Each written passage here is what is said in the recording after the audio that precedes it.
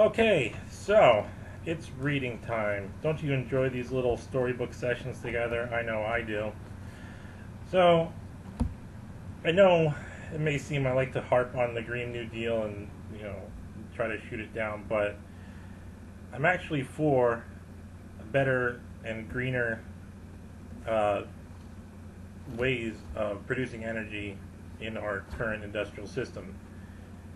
However, I just want to make sure that it's not being done haphazardly and with so much fervor that we are creating more of a problem than we're actually solving. So, what lets me talk about this is the big news that the Senate voted down a resolution for Green New Deal. So, again, I wanted to read the resolution and give my thoughts about it. So, let's get started. Okay.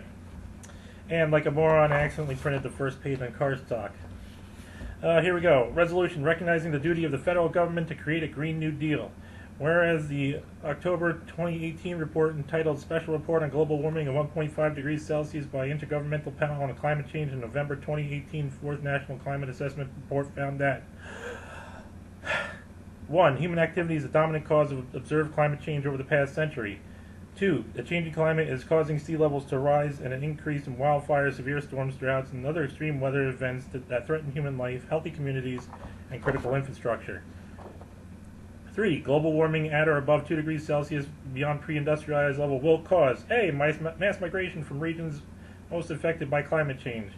B. More than $500 trillion in lost annual economic output in the United States by the year 2100. C. Wildfires that by 2050 will annually burn at least twice as much forest area in the western United States than was typically burned by wildfires in the years preceding 2019. D. The loss of more than 99% of all coral reefs on Earth. E. More than 350 million more people to be exposed globally to deadly heat stress by 2050. And risk of damage of $1 trillion to public infrastructure and coastal real estate in the United States. And 4. Global temperatures must be kept below the 1.5 degrees Celsius above pre-industrialized levels to avoid the most severe impacts of changing climate, which will require A. Global reductions in greenhouse gas emissions from human sources of 40 to 60% from 2010 by levels by 2030, and B. Net zero global emissions by 2050. Now, one thing I don't think I really talked about when I read the House resolution is that it says here net zero. Okay, that doesn't mean absolute zero. That means net, meaning coming in to going out. So, okay, this is not much different. I will talk a little bit more about the whole carbon thing. Greenhouse gas emissions thing.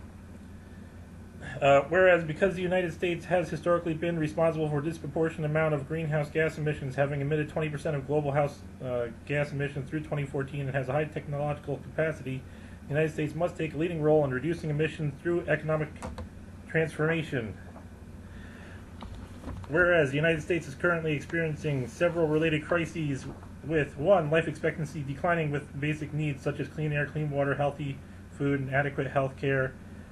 Housing, transportation, education are inaccessible to significant portion of the United States population. Yes, okay, and this is more of a pollution issue more than a global warming issue.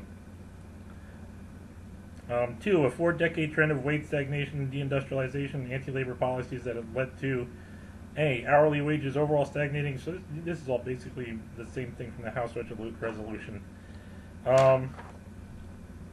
This is actually reading almost exactly like it. Graded Rosinger. I'll just read it.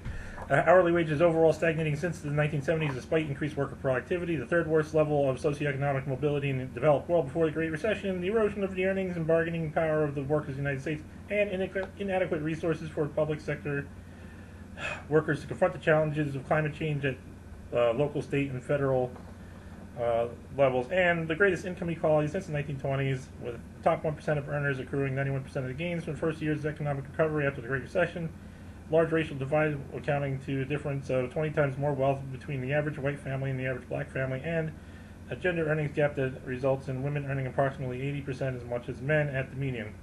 Whereas climate change, pollution, and environmental destruction have exacerbated systemic racial, regional.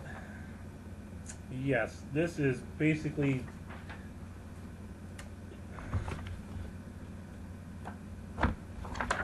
This is the same fucking thing.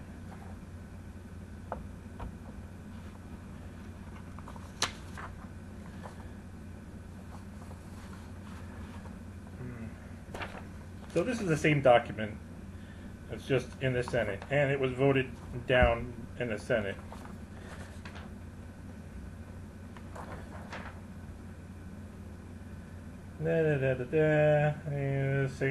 Same. If they still mention smart power grids, yeah, there it is. Fuck no, we're not having smart power grids. Well, that's stupid. Along with self-driving cars, also stupid. Oh no, it doesn't mention self-driving cars. Okay, so this is all the same fucking thing.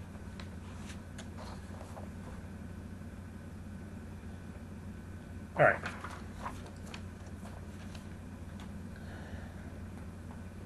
So, I do have to give props to Ocasio-Cortez for her arguments the other day on why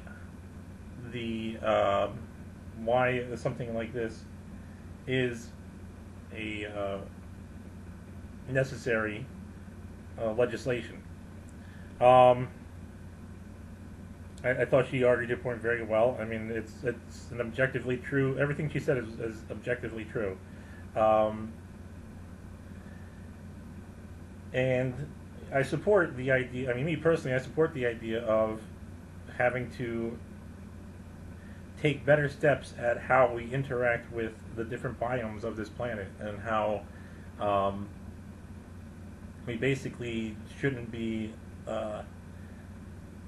mining ourselves to extinction and polluting the earth so that we can't breathe. I mean, that's just simple common sense.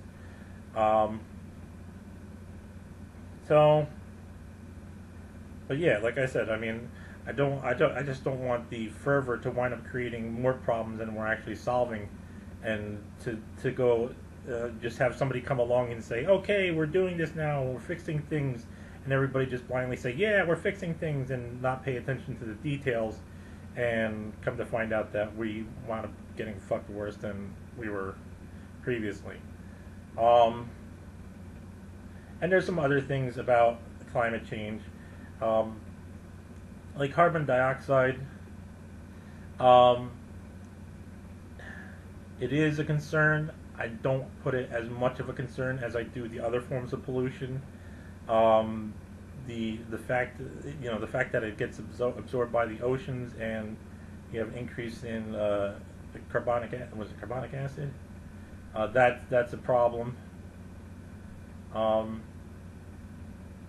But these are something like carbon dioxide, and there being too much carbon dioxide in the atmosphere. That's not something that we're going to solve really by a change of power usage, as much as reforestation and restoring biodiversity to different areas, which is something that we are losing in a lot of areas. And that's not beneficial because, like I said, it's biodiversity is just like an economy. You need to have things moving all around in different directions in order for things to be stable. Otherwise, the system collapses and everything goes to shit. So being that that's the same document effectively, and the fact that it was voted 57-0 really just shows you. I mean, as much as the legislation itself does have its flaws, I don't think it's something that should be voted down in the way that it was voted down. It's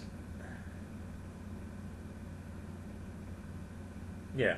I mean, it really just goes to show how little our government gives a shit about discussion, and is more about the people in our government are not interested in discussion, but they're more interested in short-term gains that don't really mean anything. So I'm going to end the video there.